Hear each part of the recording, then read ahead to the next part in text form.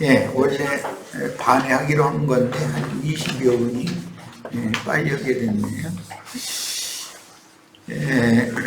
이번 특별 집회는 이제 내가 이제 개인 사정이 있어서 민수기 말씀을 나누다가 쭉 중단을 했는데, 사실은 이제 민수기 31장 이후에 들어가는 가나안 땅 정복훈련, 전쟁을 하는 전쟁사 내용이 기록이 되어 있습니다. 그런데 여러 번을 말씀드렸었던 것처럼 가나안 땅을 정복하는 정복전쟁이라는 것은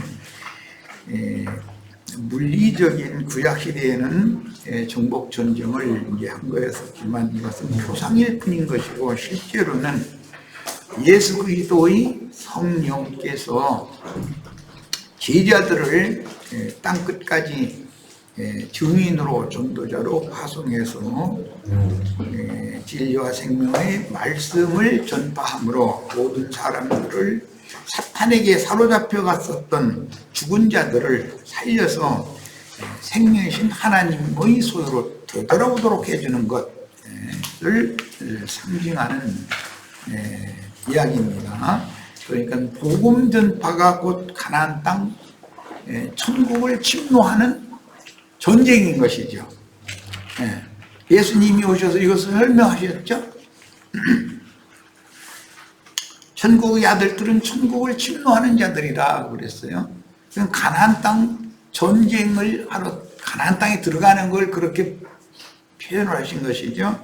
그러니까 우리들은 이제 이런 성경의 의도를 잘 이해를 해서 복음으로 모든 마귀의 자식들, 사단에게 사로잡힌 세상 사람들에게 전도를 해서 세상을 하나님의 나라가 되게 하는 거예요.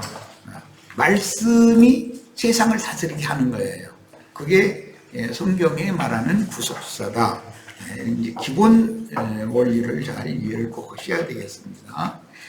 그래서 계시록 19장에 보면 하늘 군대가 원수의 군대와 전쟁을 하는 내용이 나오죠. 그런데 백마를 타고 앞서서 군대 장관으로 앞장서서 싸우시는 그 주님은 구약 성경에서 뭐 왕보를 앞서 보낸다 등등 해서 이렇게 내가 내 사자를 앞서 보내겠다. 그래서 가나안 땅을 전쟁을 하면 원수들을 다 이기게 해주겠다. 이제 이런 말씀들이 많이 나오는데, 이것은 실제로는 예수 그리스도의 성령께서 제자들만 보내는 것이 아니라 제자들을 입고 성령께서 앞장서서 나가서 싸우신다. 그러므로 복음 전파라는 건 말로 하는 건데, 제자들이 나가서 전도를 할 때 하는 말이 제자들의 말을 하는 것이 아니고, 내 아버지께서 너희 속에 계셔서 그 일을 말씀하신다. 그래서 성령이 말하게 하심을 따라서 말을 하는 것이, 말싸움하는 것이 가나안 땅 정복전쟁이다, 이런 말이에요. 이런 기본 원리를 잘 이해를 하셔야 되겠고, 그래서 영적 전쟁이라는 것은 말씀으로 하는 거예요. 계시록 19장에 보면 백마를 탄 군대 장관과 그 뒤를 따르는 백마를 탄 하늘 군대의 그 흰 무리 군대가 전부 그 입에서 나오는 예리한 말로 원수들을 굴복시키고 원수들을 다 죽이고 싸워서 이긴다, 이렇게 돼 있어요. 그러니까 말씀이 전쟁하는 거예요. 말씀으로 전쟁하는 거예요. 물리적인 뭐 어느 나라 총 쏘거나 대포 쏘거나 뭐 폭탄 터뜨려서 사람들 죽여서 이기고 그런 전쟁이라는 것은 그것은 인간 나라에서나 있는 일이고, 천국의 영적 전쟁이라는 것은 말씀으로 전도를 해서 사탄에게, 마귀에게 사로잡혀 있는 죽은 영과 부패하고 썩은 인간의 마음을 회복시키고 깨끗하게 해서 하나님께로 돌이키게 하는 것을 의미한다. 그래서 세상 나라를 주와 그 그리스도의 나라가 되게 하는 것을 의미하는 겁니다. 이게 기본 원리를 말씀을 드렸고, 영적 전쟁을 이제 내가 이 특별 집회에 이 민수기 31장을 이것을 꼭 특별 집회를 통해서 말씀을 나누고 싶었었던 것은, 우리 형제 자매님들이 이제 항상 자기 시대의 자기 세대 가운데에서 내 자신이 먼저 구원을 받고 다른 사람들을 구원시켜서 그를 즉 그 영혼을 회복시켜서 하나님의 것으로 원주인에게로 하나님의 피조물 드리니까 하나님이 그분을 그 사람들을 다시 소유 삼으실 수 있도록 그렇게 해드리는 전사들이 필요하다는 거예요. 예, 민수기 31장에서는 두 번째 기수된 전사들을 그 중에서도 각 지파에서 1000명씩을 선발을 했어요. 만약에 물리적으로 말한다면 어느 지파는 인수가 많고 어느 지파는 인수가 적은데 왜 똑같이 1000명씩 뽑아갑니까? 이렇게 할 수도 있겠죠. 그러나 각 지파에서 1000명씩 해서 12,000을 선별을 해서 그들을 통해서 여호와의 원수인 미디안을 쳐서 여호와의 원수를 갚아라 이렇게 명령을 하셨어요. 그러니까 미디안이 여호와의 원수다라는 말은 곧 마귀의 그 시가 생명의 계보가 생명의 흐름이 미디안을 통해서 흘러내려오고 있고 미디안을 통해서 이스라엘의 하나님, 진리의 하나님, 생명이신 하나님을 대적하고 하나님의 일을 회방한다 그런 말이란 말이에요. 이런 거에 대해서 이해가 있으시기를 바랍니다. 자, 이제 자료 말씀으로 들어가겠습니다. 소원 말씀을 잘 마음에 담아두시고 들어갑니다. 민수기 31장에서는 세 사람들로 편성된 군대의 첫 전투가 개시되는데 첫 단락에서는 이스라엘의 원수, 여호와의 원수라고도 되어 있죠. 미디안을 쳐서 원수를 갚는 전쟁 수칙에 대한 말씀과 함께 미디안의 5 왕과 발람 선지자를 죽이고 전리품을 이스라엘 진중으로 이끌어오는 내용이 기록이 되었습니다. 이런 말씀을 읽을 때 이것이 예수 그리스도의 성령께서 그 영의 말하게 하심을 따라서 진리를 대언하는 대언자들, 증인들을 파송해서 그들이 나가서 전도를 해서 사람들을 얻어서 그리스도의 것으로 데려다 중매하는 것을 상징하는구나라는 것을 우리는 이것을 명확하게 이해를 해야 된단 말이에요. 이런 가르침을 받지 않은 사람들은 성경을 백날 읽어도 구약 성경이 맨 전쟁 사약인데 백날 읽어도 이게 뭔 얘기인지를 모른단 말이에요. 뭐 그때 역사적으로 이스라엘하고 중동 전쟁이 계속 있었다, 중동 전쟁 끊임이 없다 이런 얘기만 하고 앉았으면 건 소용없는 소리다 이게. 중동 전쟁이라는 건 사람의 중심을 누가 차지할 거냐 그 싸움이야. 사실은 이 지구라고 하는 것은 아시아라는 것이 중앙이라는 뜻이에요. 중앙 중에서도 팔레스타인 땅은 하나님이 계시는 우주의 중심이 되는 땅이잖아요. 그 중에서도 팔레스타인 땅 중에서도 예루살렘에는 신의 도성이고 신이 그곳에 임재해 계신단 말이에요. 우주를 그곳에서 다스리는 거단 말이에요. 이것은 하나의 표상이고 실제로는 형제 자매님들의 양심, 인간의 중심, 양심에서 하나님이 들어오셔서 거기서 왕으로 임재해 계셔서 형제 자매님들을 선한 사람, 의로운 사람으로 다스리고자 하는 것이 하나님의 뜻이다 이런 말이란 말이에요. 자, 이게 기본 원리를 이해하는 게 필요해요. 성경을 읽을 때는. 자, 둘째 단락에는 전쟁에 나간 군인들을 정결케 하는 예법이 기록되었으며 셋째 단락에는 전리품을 분배하는 원칙과 전리품들의 숫자가 기록되고 하나님께 제물로 드려질 전리품과 백성들과 함께 나눌 전리품에 대하여 기록이 되었습니다.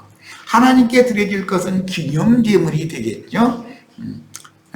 백성들과 함께 나누는 것은 교회 중에 사람을 데리고 와서 함께 새 사람을 얻어오면 함께 행복하고 함께 즐거워하고 그렇게 하는 것이란 말이에요. 자, 내 것 삼으면 안 되죠. 내가 전도했다 해서 내 것이 아니다 이 말이에요. 주인의 것으로 다 돌려드려야죠. 야, 두 번째 계수된 이스라엘 군대가 미디안과의 전쟁은 새로 편성된 군대의 첫 전쟁이었는데 이스라엘 군대는 지금부터 시작해서 요단강 건너 가나안 땅이 완전히 정복되기까지 끊임없는 전쟁을 하게 됩니다. 여호수아로부터 시작해서 실제로는 이제 모세가 요단 동편 전쟁을 이제 끝내온 다음에 여호수아를 통해서 요단 서편 전쟁을 이제 수행하게 하는데 그 전쟁이 다윗 때까지 계속 이어지는 거예요. 자, 이것은 뭘 말하는 거예요? 사도행전 2장에서 복음 전파가 시작이 되어져 가지고 이방의 충만이 차기까지 세상 끝이 올 때까지 전도는 계속되는 것이고 구원 얻을 자의 수는 계속 채워져야 된다, 그런 말이란 말이에요. 이제 때와 기한이 정해져 있어요. 그 때와 기한에 맞춰서 우리는 우리가 해야 될 일을 충성스럽게 해야 된단 말이에요. 그래서 우리 쟤들이 이제 나는 나의 시대는 다 갔기 때문에 내가 지금 이 나이에 뭐 어디 나가서 이렇게 애쓴다 될 일도 아니고 우리 형제 자매님들이 더 능력 있게 큰 일을 다 수행을 잘 할 수 있기를 바라는 마음으로 이런 특별 집회에 이런 가나안 땅의 정복 전쟁에 관한 전쟁사 말씀을 꼭 하고 싶었던 거예요. 자, 천국 복음 전파는 반드시 유대인에게 먼저 전파된 후에, 유대인은 선민이죠, 만민 중에서. 예정된 이방인의 때가 이른 후에 유대인들 얼마가 생명나무 가지에서 끊어지고 그 자리에 이방인들이 접붙임을 받아 구원을 얻은 충만함을 채워야 합니다. 이것이 하나님이 정한 뜻이다 이거예요. 그러면 우리는 이 일에 다 쓰임을 받아야 되는 것이죠. 언제 사람 전도를 나오지 말고 내 가족, 나랑 늘 만나는 사람 전도를 하시는 게 참 중요합니다. 그러므로 주님은 먼저 12사도를 각동 각처로 보내셨고 이어서 70사도를 보내셨으니 이것이 구약성경에서 종탐을 먼저 파송하신 예표의 성취입니다. 구약성경에는 가나안 땅 정복전쟁을 이렇게 실제적으로 수행하기 전에 정탐들을 파송을 2번 하는 얘기가 나오죠. 그것이 예수님이 12제자, 70제자를 정탐꾼으로 보내는 거예요. 자, 요단강 이편에서의 전쟁은 육신을 입으신 주님께서 전도를 위해 가셔야 할 유대 땅 여러 곳에 제자들을 앞서 보내시되 모든 귀신을 제어하며 병을 고치는 능력과 권세를 주시고 하나님 나라를 전파하며 앓는 자를 고치게 하려고 예수께서 가고자 하는 곳에 제자들을 전도자들로 보내어 전도하게 하신 것을 상징하는 그림자입니다. 구약 성경은 전부 그림자적인 것이에요. 모형인 거예요. 자, 이방 세계의 전도를 상징하는 요단 서편을 정복하도록 여호수아의 군대를 파병한 것은 구속을 이룬 후에 그 영이 되어 제자들에게 임하신 주님이 제자들과 함께 모든 민족의 땅 끝까지 복음으로 세상 나라를 정복하여 마귀의 군대 귀신들을 진멸하고 주와 그 그리스도의 나라가 되게 하실 것을 암시합니다. 그럼 여기에서 마귀와 그 군대 귀신들이라는 것은 세상의 영이 사람들의 마음과 사람들의 중심을 사로잡고 있기 때문에 사로잡힌 자를 다시 사로잡아서 원주인에게 돌려줘야 된다 이런 말이에요. 그것이 전쟁의 목적이다 이 말이에요. 자, 민수기인지 본문으로 들어갑니다. 31장 2절로 3절입니다. 이스라엘 자손의 원수를 미디안에게 갚으라. 이스라엘 자손의 원수를 갚으라 이렇게 했죠.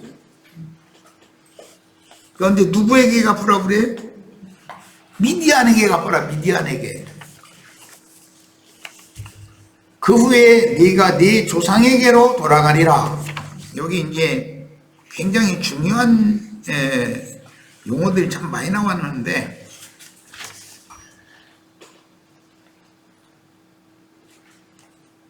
이스라엘 백성들은 이 생을 떠나면 그 열조에게로 돌아간다, 조상에게로 돌아간다 이렇게 하죠.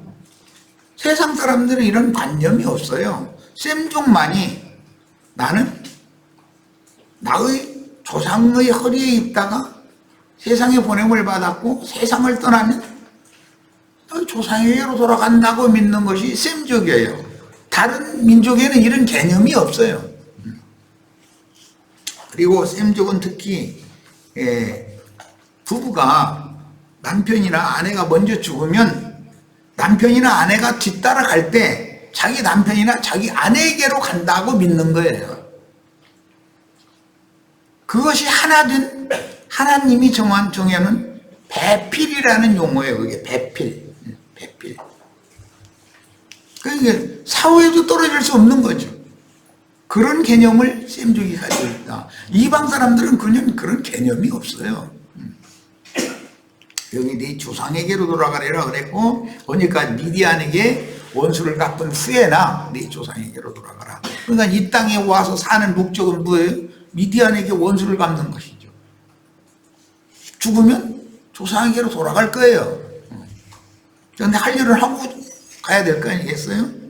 모세가 백성들에게 일러가로되 너희 중에서 사람을 택하여 싸움에 나갈 준비를 시키고 미디안을 치러 보내서 이번에는 여호와의 원수를 미디안에게 갚되 그랬어요. 이스라엘 자손의 원수가 곧 여호와의 원수죠. 세상의 영에 의해서 지배당하는 모든 세상 사람들, 세상 종교인들은 전부 참 이스라엘, 영적 이스라엘인 교회의 원수일 뿐 아니라 예수 그리스도의 원수다 이거야. 창세기 25장 1절로 4절을 인용을 했는데 읽겠습니다. 아브라함이 후초를 맞이하였으니 그의 이름은 그두라라.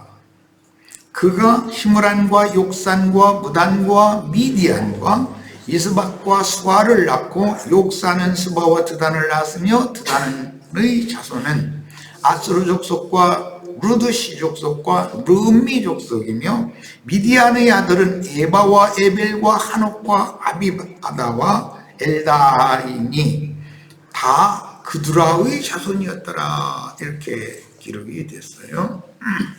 아브라함은 세 여자가 있었죠. 본 부인, 정실 부인은 사레였었어요. 나중에 사라가 되었어요. 아브라함이 후초를 지금 맞이했다고 되어 있어요. 그러면 사라가 죽은 다음에 미디안의 어미인 그두라를 아내로 삼았다 그 말이겠죠. 후초는 호적에 올리는 거예요. 그러나 첩은 호적에 올리질 않죠. 그 첩자식이라는 말이 사사기에 보면 첩자식 이런 얘기가 나오죠. 첩자식은 호적에 올려주질 않았었어요. 이런 것도 셈족만 있는 특별한 관념이에요. 자, 똑같은 말씀인 것 같은데 역대상 1장 31절로 32절 어떻게 달라지는지를 봅니다. 아브라함의 소실이라고 그랬는데 첩이라는 말이에요. 본 부인이 있을 때 다른 여자면 그는 첩이죠. 나이가 더 많아도 그는 첩인 거예요. 나이가 적으냐 이런 문제와 상관없는 거예요. 그가 본 부인이냐, 본 부인이 있는데 다른 여자를 또 거느리고 있느냐의 문제인 거예요. 아브라함의 소실이라고 한 것은 사라가 살아있을 때 그두라를 거느렸다 지금 그 말이죠. 사라가 죽기 전에 그두라가 아브라함의 여자였었다는 거잖아요. 그때 당시는 신분이 뭐예요? 첩이에요. 네. 이걸 잘 구분을 잘 하셔야 돼. 아브라함의 후처라는 용어와 아브라함의 첩이라는 용어는 성경이 의도적으로 하는 말씀이기 때문에 이해를 잘 하셔야 됩니다. 자, 미디안은 아브라함과 그두라의 후손인데 사레일 때 아브람은 여전히 또 첩을 뒀죠. 그 첩 이름은 누구죠? 하갈이에요. 애굽 여자 하갈이에요. 자, 아브람의 첩과 아브라함의 첩이 있어요. 아브라함의 아내와 아브라함의 아내가 있어요. 이건 성경이 말하고자 하는 의도가 다 다른 거죠. 사라가 죽었어요. 그러면 아브라함이 첩이었던 그두라를 안방에다 데려다 놓으면 뭐가 되는 거죠? 후처가 되는 거예요. 이제 그때는 족보에 올라가는 거예요. 뭔 말인지 아시겠죠? 네. 야, 그두라는 아브라함의 첩 신분과 후처 신분이 있다. 그러므로 성경을 읽을 때 이런 용어가 나오면 유심히 읽어야 된다 이거예요. 성경이라는 게 쓸데없는 말 해놓는 거는 없으니까. 미디안 족속은 이스마엘 사람과 함께 요셉을 애굽에 팔아넘긴 대상이라는 것은 큰 무리가 때를 지어서 이렇게 장사를 하러 다니는 이제 그런 사람들 보고 대상이라고 그러죠. 대부분 약대에다가 물품 싣고 이렇게 원거리로 이제 날려서 비싼 값에 팔고 또 그쪽에서 헐값에 어떤 물품을 가지고 와서 또 돌아오면서 또 돈벌이를 하고 이제 그런 사람들이 대상들이죠. 그런데 그 대상들 중에는 이제 큰 대상 중에는 전사들을 아주 용맹하고 싸움에 능한 그런 사람들을 함께 다니는 거예요. 왜? 강도들이 많이 이렇게 중간에 만나게 되니까. 이제 이런 사람들을 구약 성경에는 이런 사람들을 신약 성경의 용어로는 상고들이다 이렇게 표현을 했어요. 계시록 17장 18장에 보면 그 상고들 땅의 왕족들이라고 바다에서 배부리는 자들 선장들 뭐 그러는데 그 사람들은 없는 물품 없죠. 최후로는 사람의 영혼들도 사고 팔죠. 요셉도 사고 팔았죠. 네. 이 사람들이 요셉을 애굽에 팔아넘긴 이 사람들이 미디안 족속은 이스마엘 사람들과 통혼통상을 했고, 그 다음에 그 당시 대상은 예수님 때 예수를 세상 임금인 로마 황제의 대리자인 빌라도에게 사형수로 팔아넘긴 자들에 대한 모형이다. 요셉을 애굽의 보디발 가정에 팔았죠. 계시록에서는 많은 물 위에 앉은 큰 음녀의 7 머리들이요 땅의 왕족들인 상고들이다. 장사꾼들이다 이 말이죠. 그 다음에 특이한 것은 모세의 장인 베드로의 장부 이야기도 나오고 성경에는 모세의 장인 이야기가 나오죠. 모세의 장인 이름이 누구예요? 이드로예요. 자, 출애굽기 2장 16절 빨리 찾는 분이 큰 소리로 읽습니다.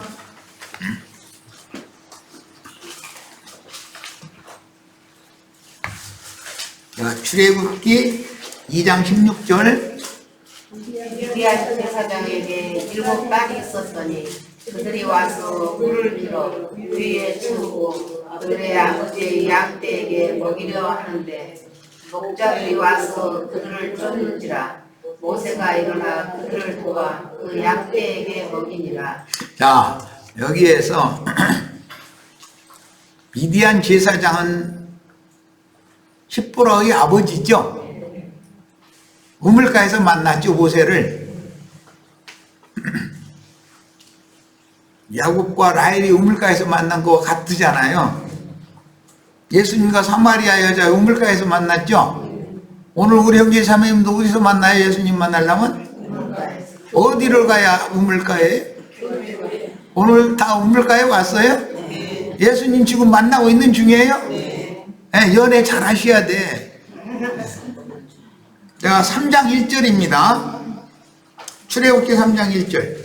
모세가 그의 장인 미디안 제사장 이드로의 양떼를 치더니 야, 모세가 그의 장인 미디안 제사장 무슨 제사장? 미디안의 제사장인 이드로라고 되어 있죠. 18장 1절도 있습니다. 출애굽기 18장 1절.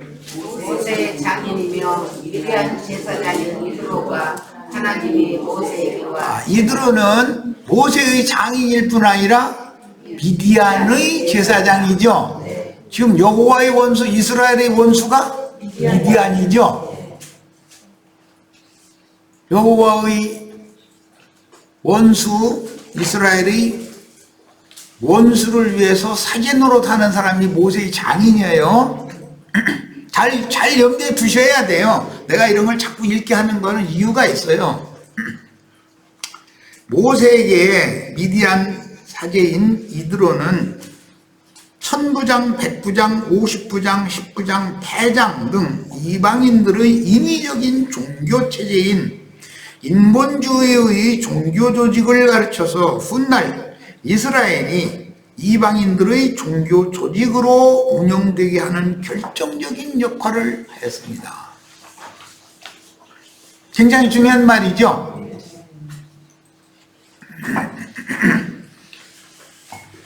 기독교계는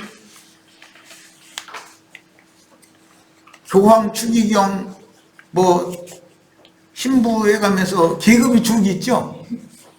개신교에도 총회장 목사, 당회장 목사, 부목사 등등 해가면서 계급이 다 있죠.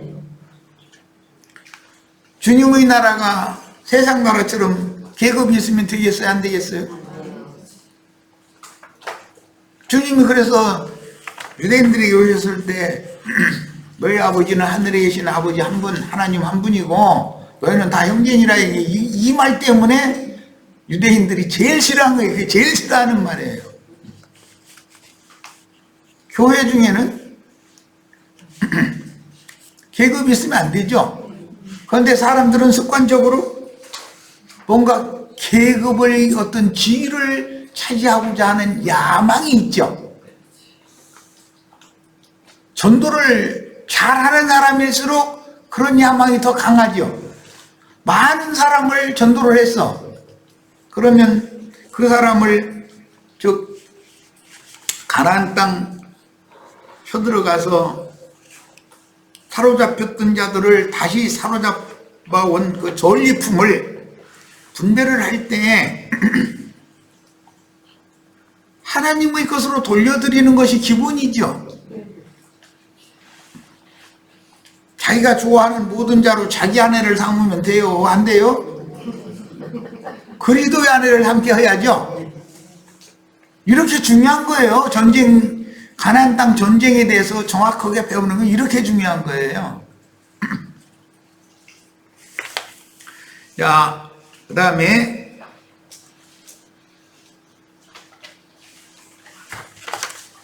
이스라엘 자손의 원수는 본디 창세기 3장 15절에서 뱀과 여자는 원수고 뱀의 후손과 여자의 후손은 대대로 원수다 이랬죠.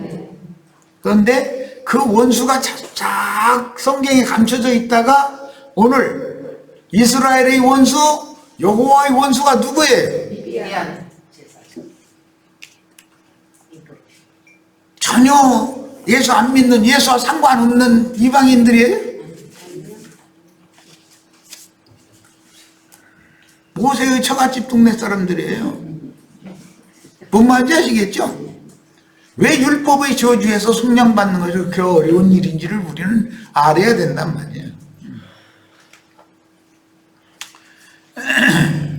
뱀의 후손과 여자의 후손 역시 원수 사이가 될 것을 예언한 말씀에 따라 여자의 후손 즉 아델의 제사장 직분으로 구속받은 이스라엘 백성들의 원수는 실제로는 가인의 후손들이지. 가인도 제사장이죠.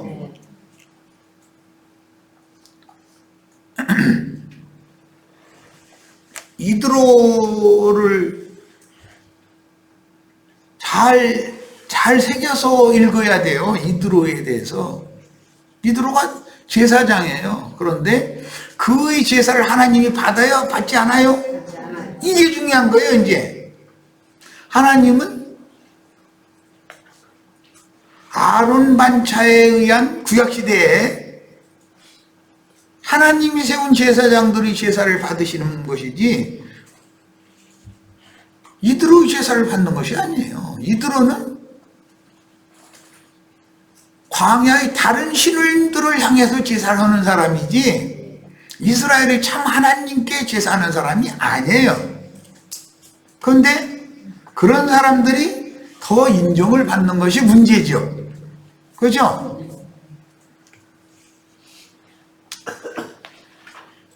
여자의 후손 즉 아벨의 제사장 직분으로 구속받은 이스라엘 백성들의 원수는 가인의 후손들이며 민수기 31장에서는 아브라함의 첩이라는 이 용어는 필레게시 이 용어는 아브라함의 후처라고 하는 이시아라는 용어와는 용어 단어 자체가 전혀 다른 거예요. 개념이 다르다는 거 아까 설명했어요.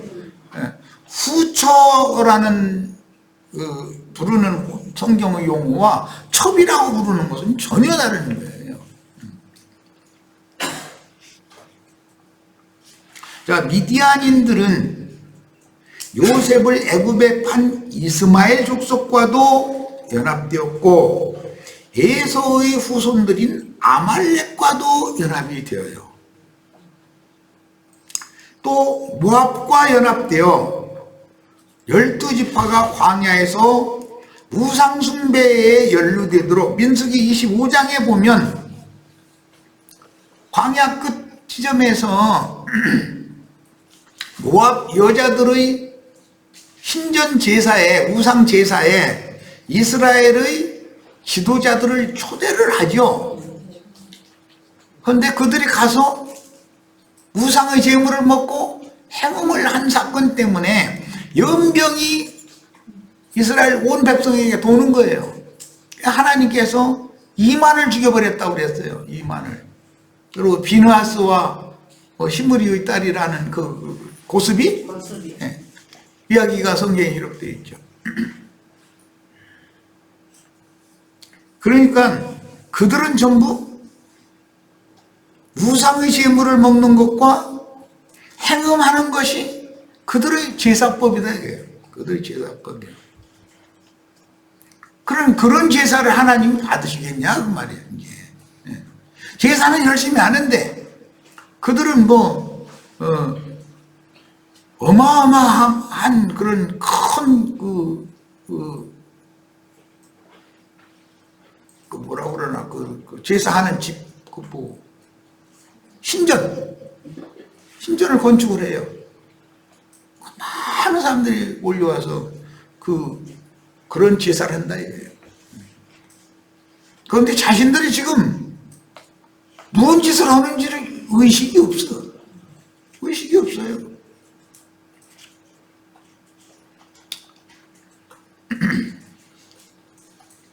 그 다음에 아브라함의 세 여자를 이제 이번에는 영적으로 이제 보는 거예요. 아브라함의 세 여자가 있어요. 사레가 있고, 사레는 나중에 사라가 되죠. 하갈이 있어요. 그 다음에 그드라가 있어요. 여자가 아브라함은 셋이에요. 경륜적으로 이해하자면 사라는 구약시대의 영적 어머니인 위에 있는 예루살렘을 상징한다. 그 다음에 하갈은 구약시대의 하갈은 애굽 여자죠. 육적 백성들의 어머니로서 시내산 율법으로 난 유대교인들을 상징한다. 이 사람들은 저주받은 땅에 속한 자들의 어머니다. 하갈이다. 그 다음에 사라의 사후에 아브라함이 사라의 생전에는 첩이었던 그드라를 후처로 아브라함이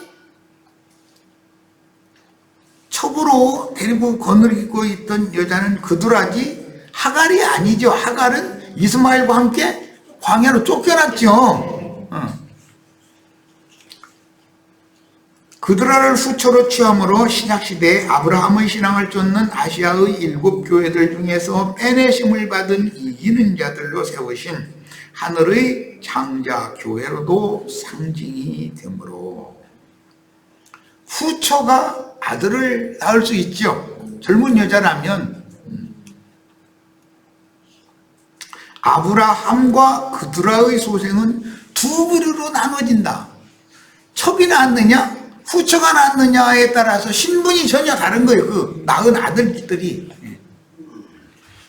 이해를 잘 하셔야 되겠어요. 말하고자 하는 의도를. 이처럼 미디안은 육체로 하나님을 섬기는 육적 장자들과 연합되었으며 첫 아담의 육적 장자인 가인의 후손들과 연합한 자들과 같이 아브라함의 육적 장자와 이삭의 육적 장자 그리고 실패한 그리스도인들을 상징하는 모압과 암몬은 롯의 자손이죠. 불신자들이 아니에요. 아브라함 조카 가게에 속한 사람들이에요. 뱀의 후손과 연합된 신앙인 당을 잇는 기독교계로 실현이 된다. 미디안에게 원수를 갚는데 미디안의 왕이 5이 있었죠. 5대 종단 아시겠죠? 5대 종단 그러잖아요. 5 왕을 죽이는 거예요. 원수를 갚는데.